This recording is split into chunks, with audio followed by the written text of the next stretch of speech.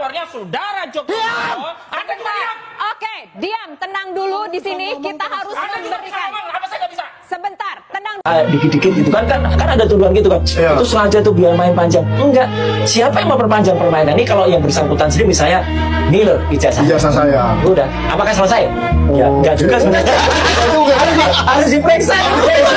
Yang mengatakan membuat lama itu kan mereka sekarang mau bikin lagi satu cerita dikaitkan dengan masalah sertifikat dan lain sebagainya. Saya sendiri kadang-kadang nggak ngerti gitu ya Mbak ya. Orang-orang ini kan tidak paham dan belum pernah jadi penyidik, tapi merasa seperti lebih pintar dari penyidik.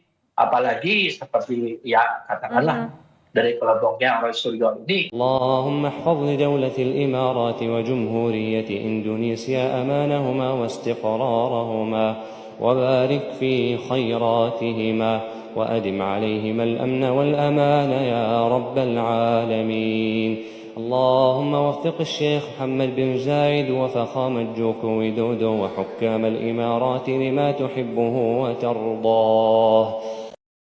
Penasehat Kapolri sampai geram ya atas ketidaksopanan pengacara Tompel Roy Suryo yang nyerocos terus ketika dikasih pemahaman saat debat di TV ya.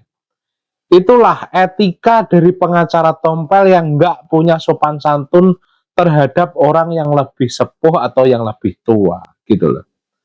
Jadi kepribadiannya itu sudah menunjukkan bahwa arogansi dari pengacara Tompel dan Roy Suryo CS ini memang sangat luar biasa. Terus menyemburkan fitnah-fitnah, terus menyemburkan kebencian-kebencian. Tidak percaya terhadap institusi negara. Sok-sokan dia punya dalil sendiri. Sok-sokan dia bertindak sebagai penyidik, harusnya begini, harusnya begini. Lah kok urusan di negara ini harus takluk, harus tunduk terhadap pendapat dari Roy Suryo dan juga konco-konconya itu, dan juga pengacara Tompelnya itu, yang sangat arogansi ketika berbicara di depan umum, berteriak-teriak, seakan-akan dia yang paling benar. Apakah itu yang dinamakan kebebasan berpendapat? Apakah itu yang dikatakan hak demokrasi? Seenak-enaknya membentak-bentak di depan umum. Seenaknya tanpa sopan santun berteriak-teriak kepada orang yang lebih sepuh, yang lebih tua gitu. Apakah seperti itu? Nah ini loh, saya tunjukkan lengkap video betapa arogansinya seorang Roy Suryo dan pengacara Tompel, betapa zalimnya kepada Pak Jokowi yang dibantah telak oleh mantan Kabar Eskrim. Nah, tanpa berlama-lama lagi, berikut adalah video lengkapnya. Dr. Tifa dan Roy Suryo terlihat sangat senang saat mempermalukan Jokowi. Apa bisa kemudian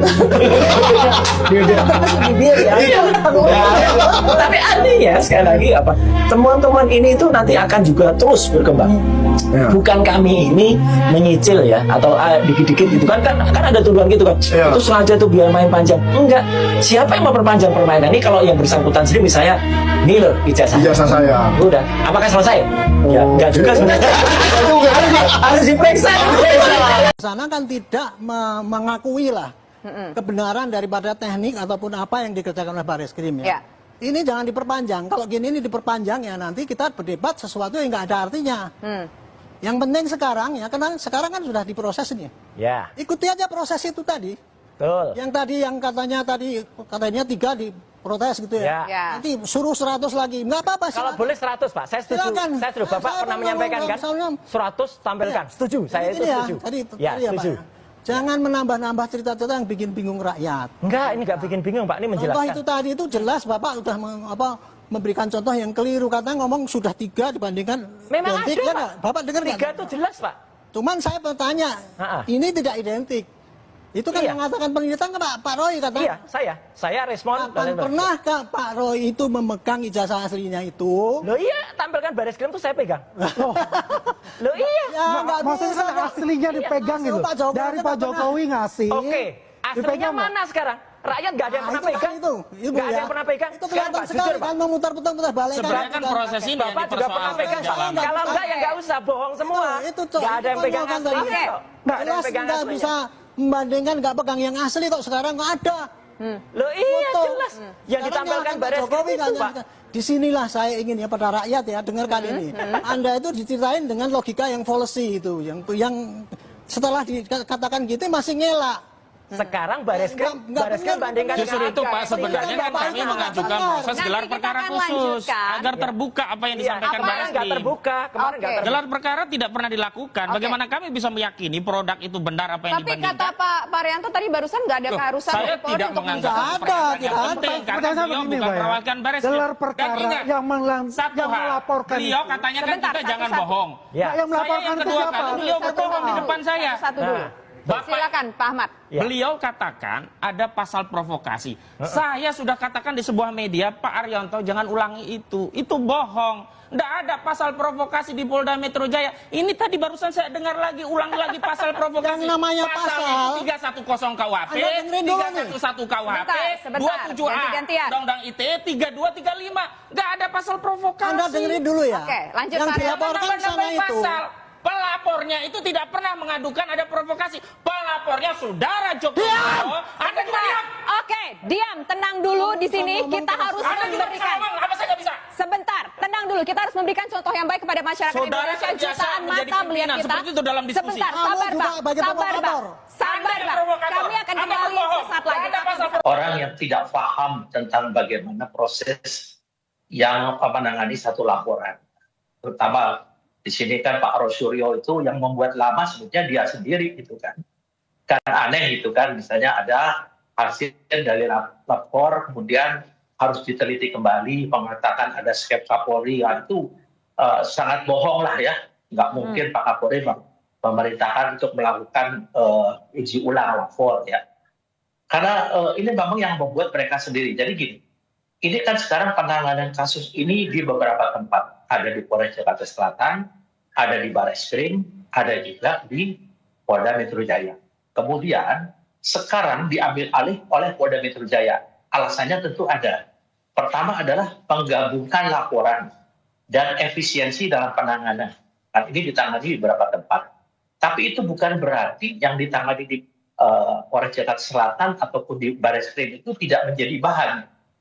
Nah, sekarang kan masih dilakukan penyelidikan ya di Polda Metro Jaya, mengumpulkan, karena di penyelidikan itu ya Mbak Nitya, itu adalah proses untuk bagaimana menemukan minimal 2 unsur pidana yang cukup untuk dinaikkan ke penyidikan. Nah, kalau unsur-unsur pidananya belum kuat, tentunya kan penyidik juga tidak akan berani untuk menaikkan ketika penyidikan. Kemudian yang kedua adalah lokus deliktinya perkara. Ya. Perkara itu, lokus delikti tempat terjadi perkara kan di wilayah Metro Jaya. Jadi tentunya di sini Polda Metro Jaya harus mengambil alih sehingga ini kasus bisa ditangani baik dari kasus pelaporan dugaan ijazah palsu maupun pelaporan pencemaran nama baik, termasuk penghasutan, termasuk menyebarkan berita bohong di media. Kemudian adanya kompleksitas dan sensitivitas kasus. Kasus ini banyak melibatkan berbagai pihak, termasuk saksi dan pelapor dari berbagai kalangan, memiliki tingkat kompleksitas dan sensitivitas yang tinggi ya, karena juga menyangkut mantan kepala negara. Tentunya kita juga harus berhati-hati. Polda Metro Jaya ini dianggap memiliki sumber daya dan kapasitas serta pengalaman yang cukup memadai untuk menangani kasus-kasus besar dan strategis seperti kasus ini. Kemudian juga ada koordinasi dengan hasil penyelidikan Barreskrim. Memang hasil daripada lapor itu belum menjadi alat bukti.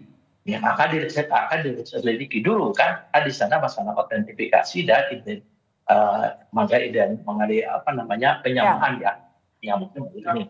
Kemudian Barreskrim juga kan setelah melakukan penyelidikan. Nah, tentunya hasil penyelidikan Barreskrim ini akan disampaikan ke Polda Metro Jaya. Kemudian dengan demikian untuk masalah pengambilan kasus ini oleh Polda Metro Jaya didasari kepada pertimbangan efisiensi, lokus delikti, kompleksitas kasus, serta kebutuhan akan koordinasi dengan hasil penyelidikan Barreskrim. Yang mengatakan membuat lama itu kan mereka sekarang mau bikin lagi satu cerita dikaitkan dengan masalah sertifikat dan lain sebagainya. Saya sendiri kadang-kadang nggak ngerti gitu ya Mbak ya. Orang-orang ini kan tidak paham dan belum pernah jadi penyidik, tapi merasa seperti lebih pintar dari penyidik. Apalagi seperti ya katakanlah dari kelompoknya Roy Suryo ini, itu mengatakan bahwa dalam penyelidikan itu pihak polisi harus mencari dua unsur pidana yang minimal ya, dua unsur pidana yang terkait dengan dugaan daripada kasus yang dilaporkan. Nah, jadi di sini nanti sekarang saya yakin teman-teman itu sudah memiliki calon tersangka. Nah, kita tentunya mengabaikan dulu ada lagi laporan tentang skripsi, ada lagi laporan tentang kuliah kerja nyata, itu tentu kita abaikan. Ijazah itu kan produk daripada satu lembaga, lembaga. Kalau lembaga itu sudah mengatakan asli, kemudian si pemegang ijazah itu menunjukkan kepada pihak polisi CS, apa dia yakin? Namanya di mindsetnya sudah itu palsu. Nanti kalau diselidik oleh Barreskrim, kemudian mereka mengatakan bahwa lapor tidak independen, minta di Singapura lah, di mana lah. Jadi ini yang membuat lama sebenarnya mereka itulah Mbak. Demikian.